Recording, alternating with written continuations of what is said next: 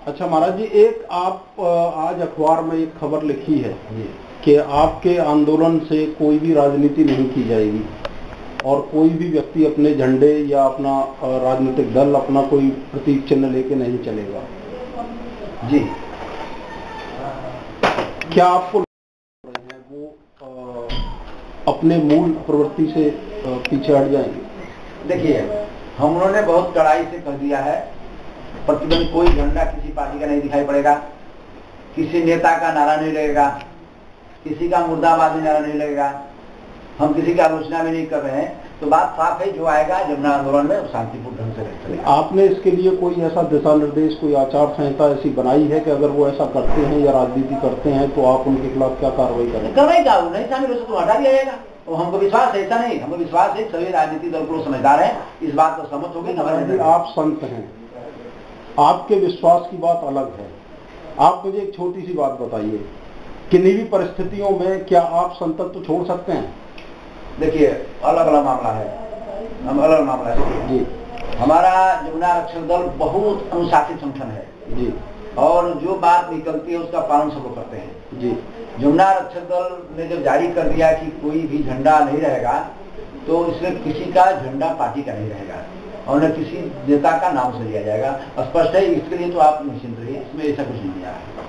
अच्छा, क्योंकि आपके संज्ञान में ये बात आई है या नहीं मुझे नहीं पता, जब से यमुना प्रदूषण मुक्ति के लिए याचिका दायर हुई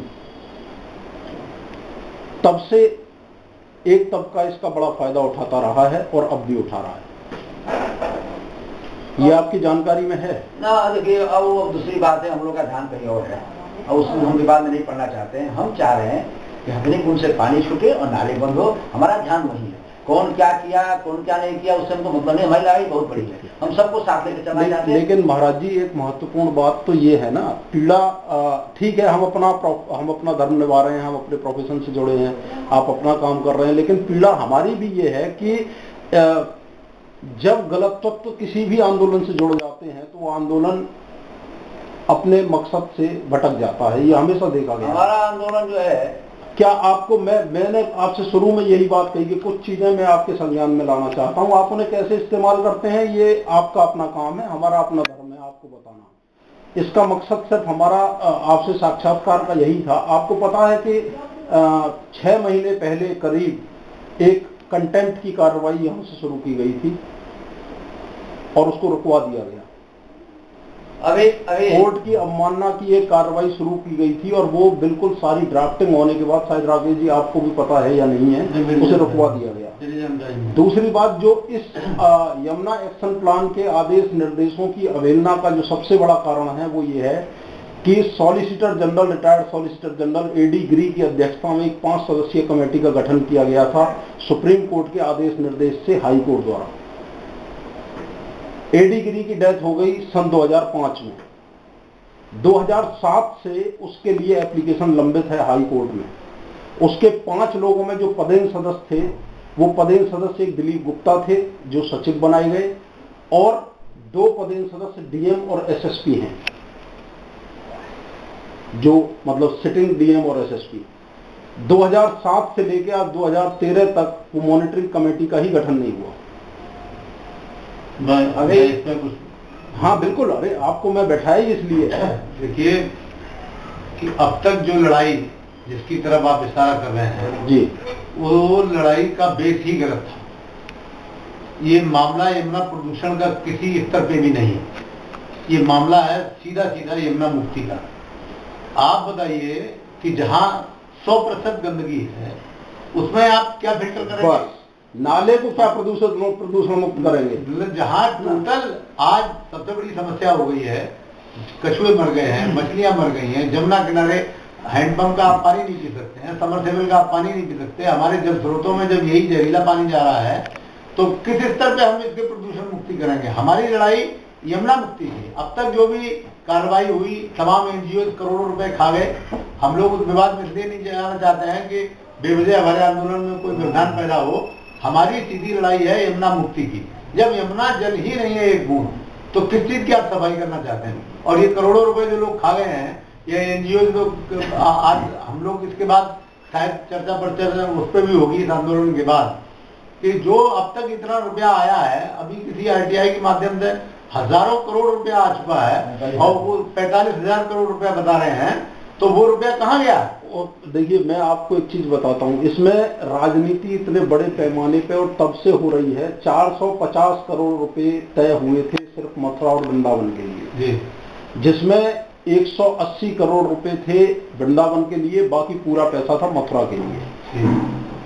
आपके तो संज्ञान में ये चीज जरूर होगी कि जब ये नर्म से जुड़ा, नेशनल अर्बन रिन्यूअल मिशन से जब ये जुड़ा, तो इसके लिए सिर्फ मात्र निर्धारित कर दिए गए 80 करोड़ रुपए, बाकी सारा पैसा जो है वो खत्म कर दिया गया।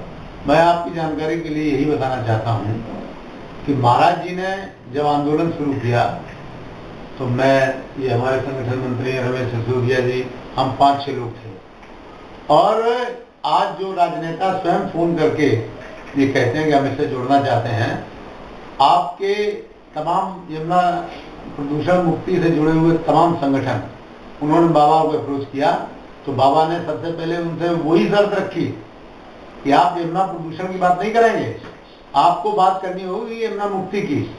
अभी गुरु शरणानंद जैसे विद्वान संत हमारे, उनका भाषण में सुन रहा था उस दिन, उनका प्रवचन सुन रहा था आस्था चैनल पे, वो भी यमुना प्रदूषण की बात कर रहे थे।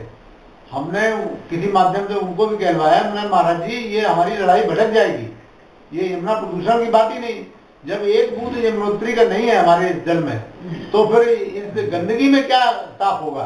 तो इसलिए हमारी लड़ाई यमुना मुक्ति की है, और निश्चित रूप से हम लोग उसी अभियान में लगे हुए हैं, और सारे संगठन जो यमुना प्रदूषण से जुड़े हुए थे वो इस बैनर तले आए हैं, यही समझौते के साथ कि आप कोई यमुना प्रदूषण की बात नहीं करेंगे, आप यमुना मुक्ति की बात करेंगे, और आपको सब पब्लिक के सामने सच को स्वीकारना होगा कि यमुना में 100% गंदगी, मलमूत, कट्टी कारखानों का पानी, कारखानों का जहरीला पानी यही है, और यही हमारे जल स्रोतों में जा रहा। आज ब्रिज में तमाम बीमारियां जो कभी पहले सुनते नहीं थे, छोटे छोटे बच्चे, उनकी किडनी फेल हो रही है, किसी के फेफड़ों में इन्फेक्शन है, किसी को कैंसर हो गया है, इन सब बीमारियों की जड़ तो ये जहरीला पानी है जो हमारे स्रोतों में जा रहा है।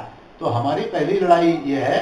और दूसरे, जो अभी माननीय शिवपाल यादव, अखिलेश यादव और लोगों ने कहा है कि 24 किलोमीटर दिल्ली के वो नाले दिल्ली सरकार बनाएगी, बाकी नोएडा से लेकर के पूरे यमुना के किनारे बसे हुए शहरों को उत्तर प्रदेश सरकार करेगी, और उस पानी को किसी भी दशा में ट्रीट करके यमुना में वापस नहीं डालना, क्योंकि यमुना से भी नदियों, नहरों में पानी जा रहा है। हमारा एसटीपी प्लांट फेल हो गया, या हमारा फिल्टर प्लांट किसी वजह से फेल हो गया, तो गंदगी यमुना में चली जाएगी। 10 घंटे फेल हो गया, 10 घंटे कितनी गंदगी होती वो सब यमुना में चली जाएगी, तो यमुना फिर गंदी हो जाएगी।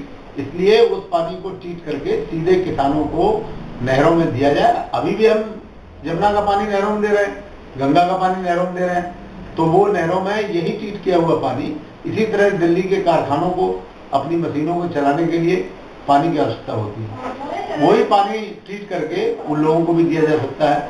जब महाराज जी ने कहा है कि 3000 किलोमीटर हम पाइपलाइन बिछा के ला सकते हैं, तो 4-6 किलोमीटर हमको स्पेशल नाले खोद के और नहरों से मिलाने में क्या दिक्कत है।